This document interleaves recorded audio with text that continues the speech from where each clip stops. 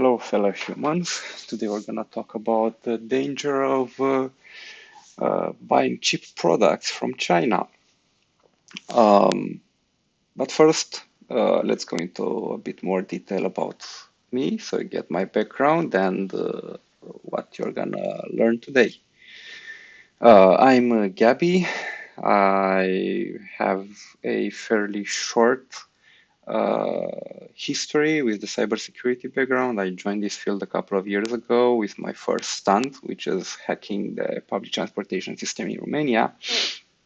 Then, after my unlimited cards didn't work, I decided to step it up a notch. So I hacked my car and I discovered that it knew frighteningly more stuff about me than I knew about myself.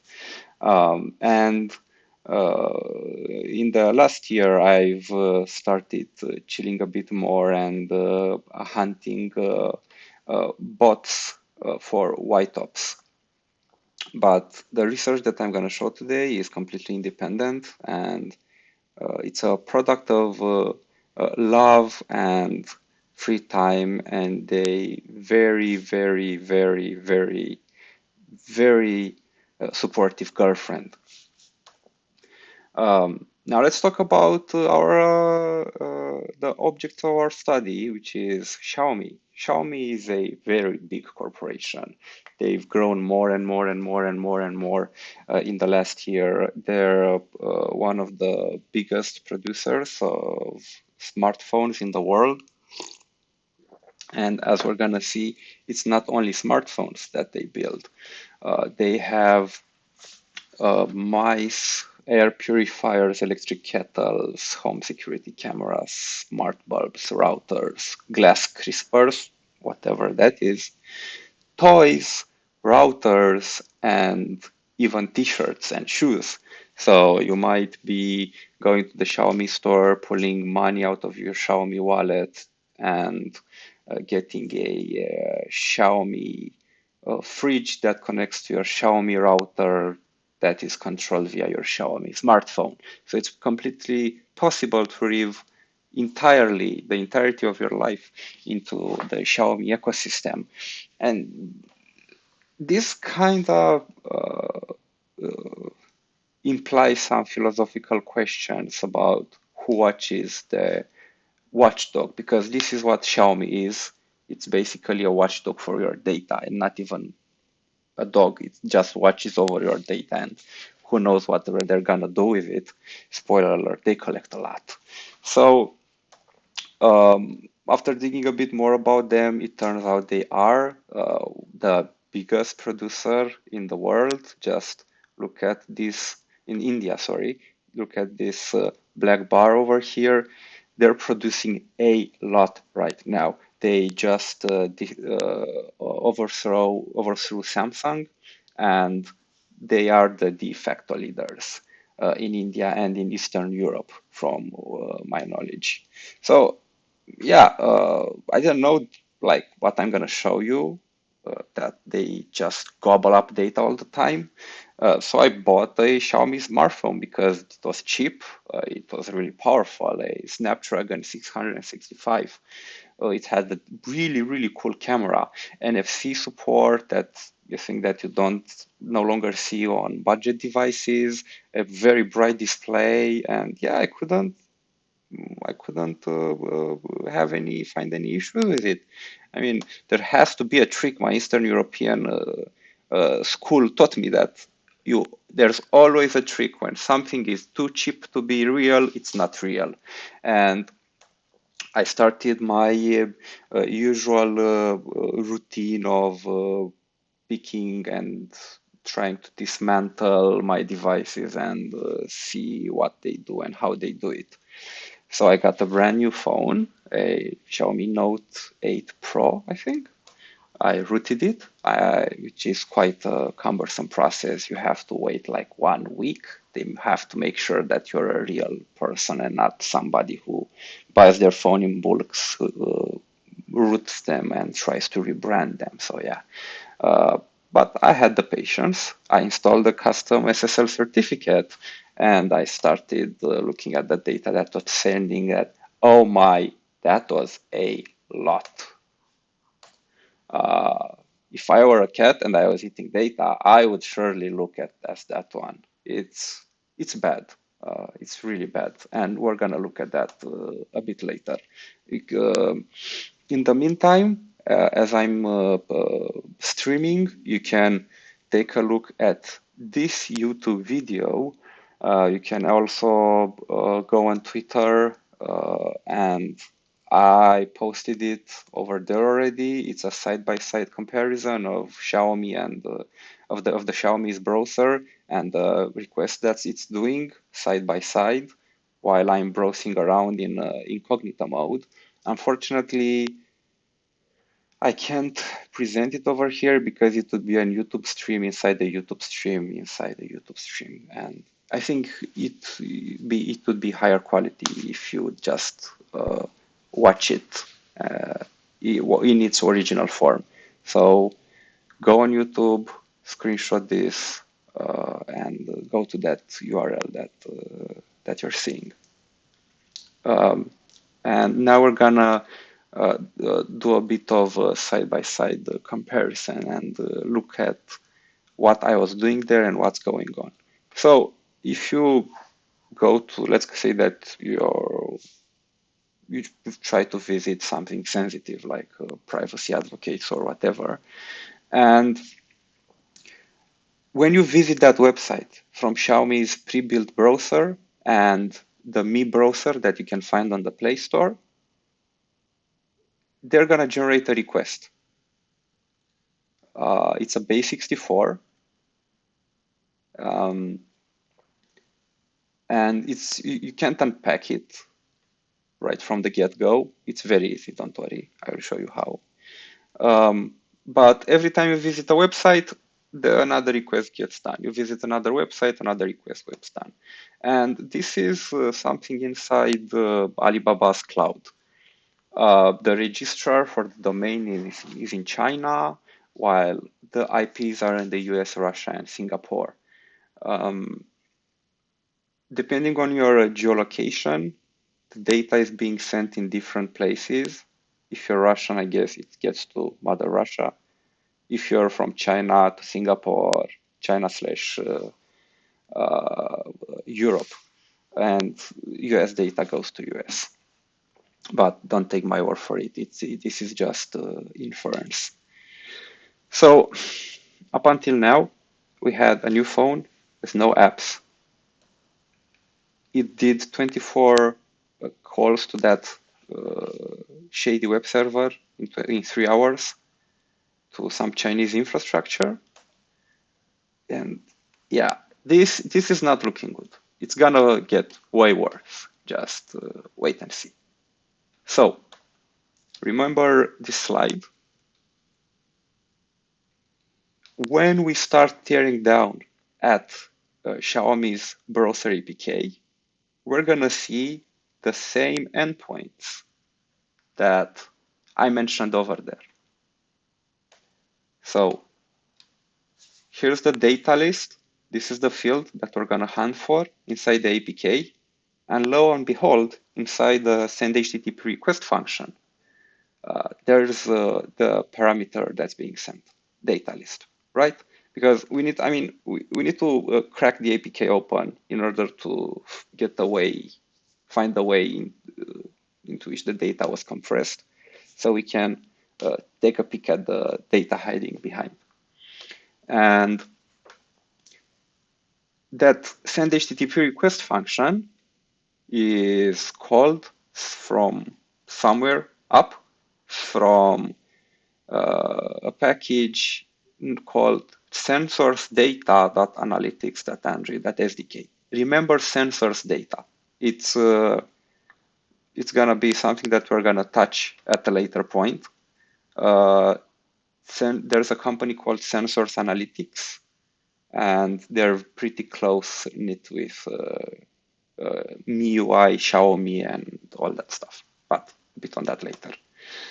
And we can see that this function before calling send HTTP request, there's also a call to encode data. And if we look at encode data, we can see that the string that's being sent is just uh, put into a base64, is just gzipped, put into base64 and sent over the wire. And as soon as we ungzip that that request, we can find the original JSON that's being sent. And that includes the URL that we visited, the type of the network to which we connected, a lot of device info that would easily leak metadata, but metadata is not a problem. We have another problem. Our main concern right here is the fact that there's a new UID that should be anonymous. It's right in the center of the screen, and that's not. It's being sent alongside your email address and a lot of other information that can be tied to the real you. So the app, their browser even tracks if you're in incognito mode. If you enable incognito mode, it doesn't change anything at all. I tried to, after I announced that to Xiaomi, they initially denied that anything is going on. I had to like really pummel it through together with Cyber Gibbons. Strong hat tip to him for helping me out on this. Um, After that, they also added a checkbox called Enhanced Incognito Mode, which is enabled by default. You have to disable Enhanced Incognito Mode and turn on Incognito Mode if you don't want any kind of data to be sent. Um, the problem with this request is the account ID that you can see right here. So they're sending the language, which is not a problem, and the MIUI ID. This is the account ID that we're seeing here. This account ID is sent together with the UUID that I was mentioning before.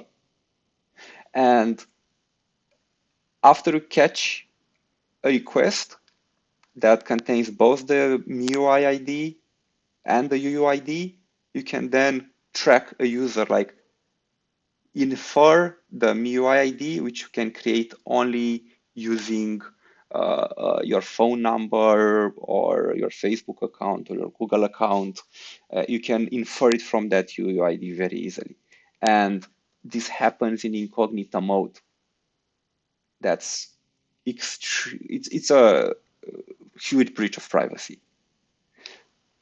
The distinct ID that we're seeing here, that's being sent all over the place, is present everywhere in all of the headers. It's kind of hard not to see, and it's always tied with that UUID. So even when you are basically trying to be anonymous in the requests that do not contain the UUID, the MIUID, sorry, they can still track you because the two accounts have already been tied together. You cannot create a MIUID without your phone number, email, or social media account. They won't allow you. You have to use a burner, which kind of tells you something about this company. So, a bit of a recap.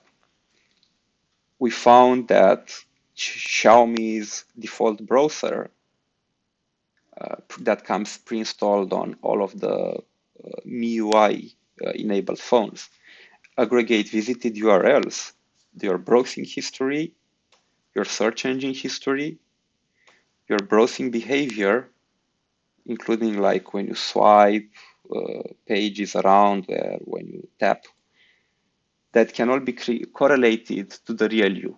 And this happens every time, even in incognito mode.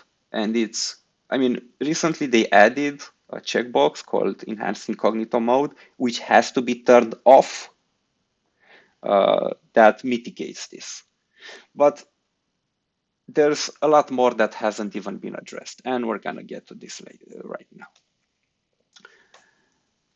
Let's say that you don't install a third-party launcher on your Xiaomi phone and use the default News app.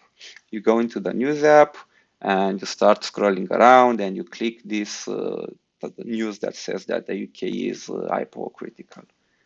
And lo and behold, uh, the sensors analytics that are pre-baked on your phone will send the title of the article that you just clicked to Xiaomi. They could have hashed it. They could have found so many ways in which they could have anonymized this. They don't even send the URL. They send what you're browsing. So the intent is to monitor over you, not to aggregate metadata as they try to whitewash it. And it gets even more fun. If you listen music inside their app, the app will then listen to you and send the name of the song that you're playing back to their servers every time. It's you're not being sampled or anything like that. It's just the default behavior that is happening.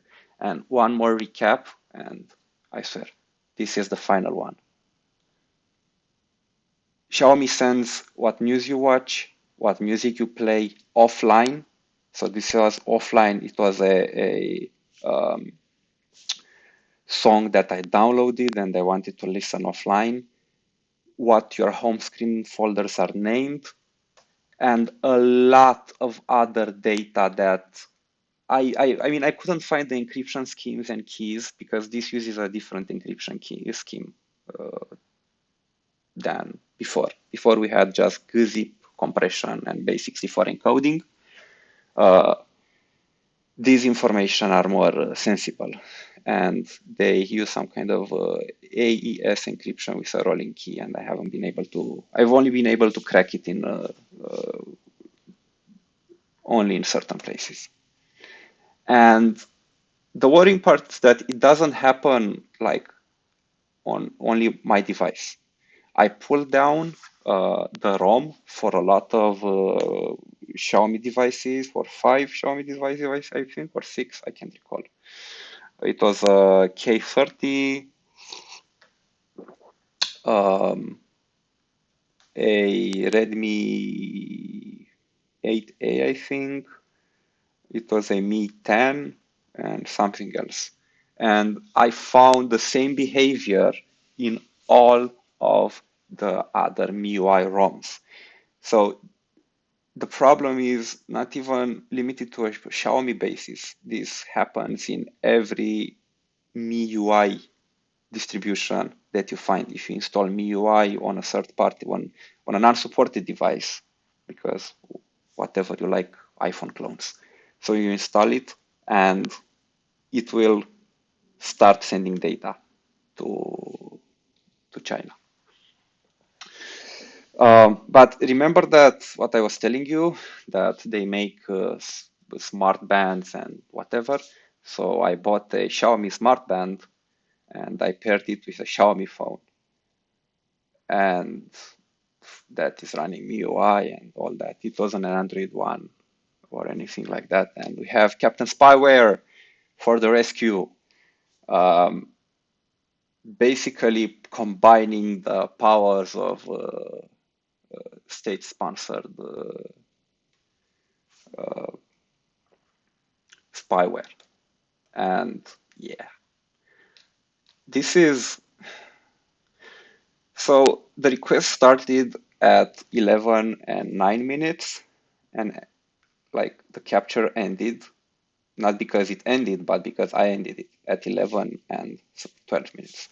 So in 4 minutes, I have 1, 6, 7, 8, 9, 10. We have 40 requests. Fun, right? 40 requests in 4 minutes, in 3 minutes to China. Why? Because this doesn't happen like only on all of the Chinese phones. There are other examples. I have an Oppo phone that doesn't do anything. They just communicate from now and then with their server saying, hey, do I have an update? Yes, you have an update. Give me the update, and that's it. That's like 3 MB of data that are being transferred every month. They don't send anything that's personal to me. Um, and the explanation comes from the sensor analytics that I was mentioning you earlier. Sensor analytics, you can find a lot more about them in an article by Thomas Brewster, who wrote an investigation on this. Um, are pretty closely tied with Xiaomi, and they are basically selling your data through sensor analytics. Sensor analytics boasting that they can offer huge insights into user behavior. Just look it up. Uh, it's uh, it's something that every researcher should know. Uh, what are the malicious, not malicious, but let's say them call the SDKs that shady SDKs that aggregate your data. Um, so this is what my watch was sending about me. Uh, it was sending the name of the apps that I'm using to China. Because why not? They could have hashed it. They could have done so many things. They're saying that they are sending this data just in order to save the apps for which I want notifications, but they can just hash those apps and send the hashes and save the hashes, and that's it. But no, uh, they're sending the apps in clear text. Who knows? Need to check if they have any 0 days on you. Um, and what can I say? Uh, I notified them. They only changed the incognito mode.